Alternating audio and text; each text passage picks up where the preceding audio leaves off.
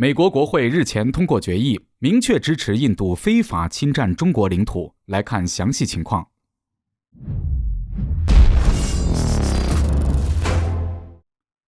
各位老铁，大家好，欢迎收看本期迷彩虎，我是虎哥。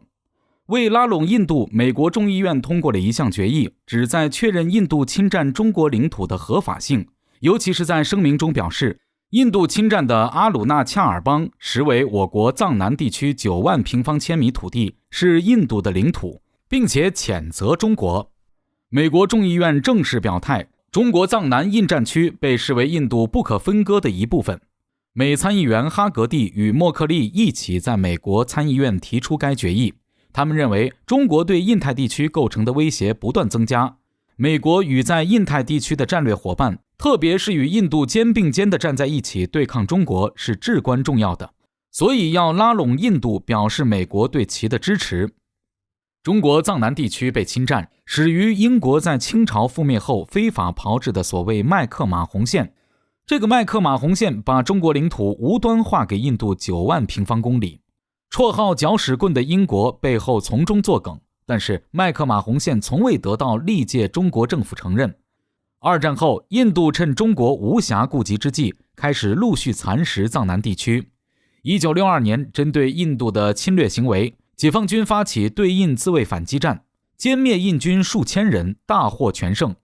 但因为后勤、地形等恶劣环境因素影响，导致青藏高原对藏南地区无法确保长时间后勤供应补给等原因，战后解放军不得不撤退，因此印军得以再次侵占藏南地区。1972年，印度政府藏南地区非法改为阿鲁纳恰尔中央直辖区，后面又改成阿鲁纳恰尔邦。而美国则在1962年中印自卫反击战结束后，就一直承认印度对中国领土的非法主权。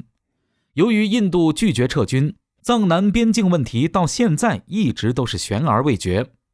此次美国参议院旧事重提，明显就是为了拉拢印度对抗中国，所以拿敏感的藏南问题说事。而且美国也将加快武装印度的步伐，印军后续或将采购美制的 FA-18 战机与 F-35 隐身战机。美国针对中国在近期频频出招，在南海、印太地区、朝鲜半岛积极破局。在南海地区，美国开始扶持拉拢菲律宾，在中业岛问题上和中方愈发对立，菲律宾新政府也是反复横跳的主。在台海地区，美国积极促成日韩和解，韩国和日本达成初步和解，这有助于两国在军事上加强合作。而韩国也在台海问题上三番五次给中方上眼药，不限于派遣军机降落台海，放出干涉台海演练之类的。在印太地区，美国自然是竭力拉拢印度，其目的主要是有2个。第一，促使印度尽量和俄罗斯保持距离，至少要求印度不要再继续采购俄罗斯武器。长期以来，印度都是俄制武器的大客户，都是成批买的。印度也给俄罗斯带来很多外汇收入。若印度减少俄制武器采购，对于俄罗斯的武器出口和经济造成一定影响，更有助于在国际上孤立俄罗斯。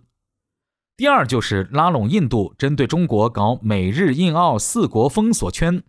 众所周知，印度历来和中国有边境争端问题，若能够把印度拉拢进反华的大同盟中，能够帮助美国积极遏制中国。所以说，对于美国的阳谋，大家都是心知肚明，但对于印度而言，我国从始至终就没有将其当成敌人。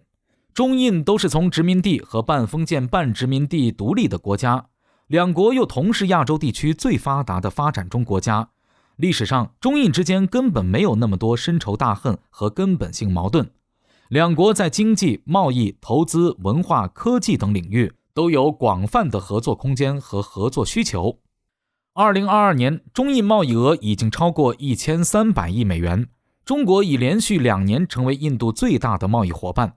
这些数字证明，中印两国经贸合作具有较强的韧性和巨大的潜力，只要友好合作，就可以相互成就和互利共赢。所以说对于印度还是要进行争取，至少要确保印度不能倒向西方，成为反华的马前卒。当然，前提是印度在边境问题上不要持续挑衅。